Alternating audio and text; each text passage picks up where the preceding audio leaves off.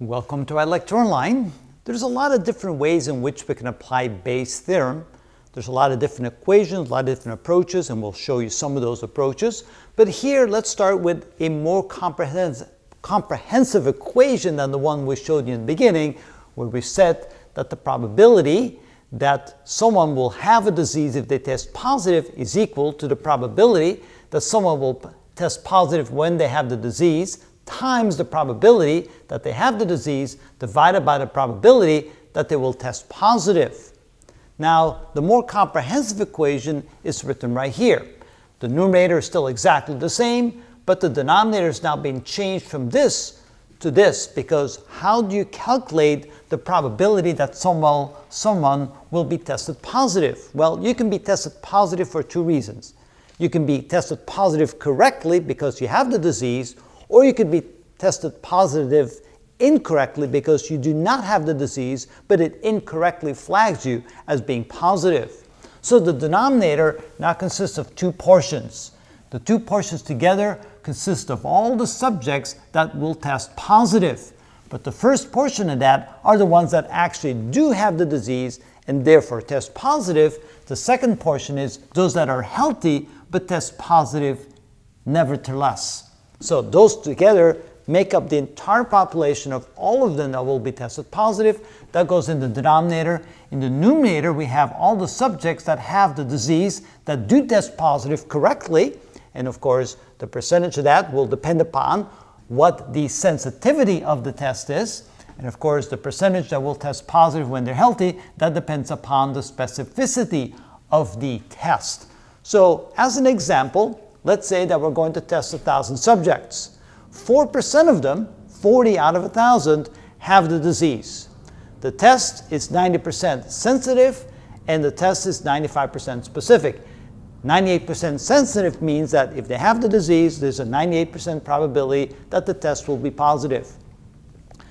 95% specific means that if they are healthy, there's a 95% probability that they will be flagged as being healthy, that they don't have the disease. So that means that if the test is 98% sensitive, there's 2% escapes, meaning 2% of the population tested, or the sample tested, will not show as positive even though they are. And 95% specific means that 5% will be false positives, meaning 5% of those that are healthy that are tested will show up as actually being positive when they're not.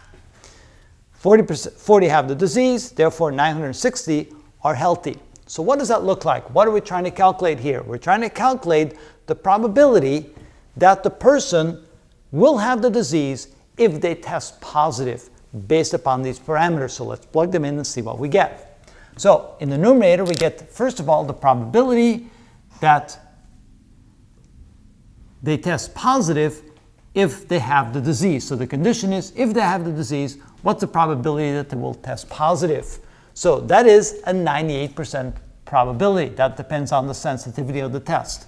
So the probability that they'll test positive if they have the disease, that would be 98%. So we multiply 98% times the probability that the person tested has the disease. Well, since 40 out of 1,000 have the disease, that means there's a 4% probability that the person tested has the disease, so multiply that times 4%. Now we divide that by the denominator. Notice that this is exactly the same as what's in the numerator, so we repeat that. We have 98%, and we multiply that times 4%. But then we have to add to that and realize that this represents the number of people that have the disease that will test positive. Now we have to add to that in the denominator the number of people that are healthy that will still test positive nevertheless. So what's the probability that a person will test positive if they're healthy? Well, that depends upon the specificity of the test. 95%, well, actually, it's 100% minus 95%, right? So only 5% will test positive if they're healthy. So it's 100% minus 95% that goes in here. So that's 5%. And what is the probability that a person will be healthy when they're tested? Since 960 out of 1,000 are healthy, we have to multiply that times 96%, because 96% of the subject being tested will be healthy, and those that are healthy, 5% of those will test positive. So in the denominator, we have all the subjects that will test positive correctly and incorrectly. All right, so now we grab a calculator and we calculate that. In the denominator, we end up with 0.98 times 0.04 plus 0.05 times 0.96. We move that to the numerator, 1 over x, and we multiply that times 0.98 and times 0.04, and we get 44.95%. So this equals 44.95%. So what does that mean? Well, that means the following. We're testing 1,000 people. It is known that 40 out of those 1,000 have the disease. The test is 98% sensitive, which means 98% of those that have it and they're tested will show up as positive.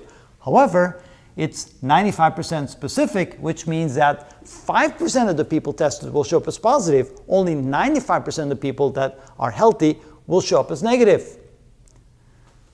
That means that if we calculate everything, that the probability of the person having the disease when they test positive is 44.95, just about 45%. So if someone tests positive, there's only a 45% probability that that person actually has the disease. That doesn't sound very good. We probably want that to be a bigger number. So one option would be to go ahead and take those that tested positive and test them again, and maybe a third time. And that you'll see in the future. We'll show you some examples of that. Then the probability will continue to increase to a number that is fairly good, and we can deal with it. But at least here gives you a good example of how to deal with Bayes' theorem in the concept of applying a test to a number of people or a number of subjects that have, some of them have the disease. We test them. Some will have false positives, some will be escapes, but in the long run, we'll be able to come up with a number that says this is the probability that those that do show up positive, that they actually do have the disease. And that's an important number. And that's how it's done.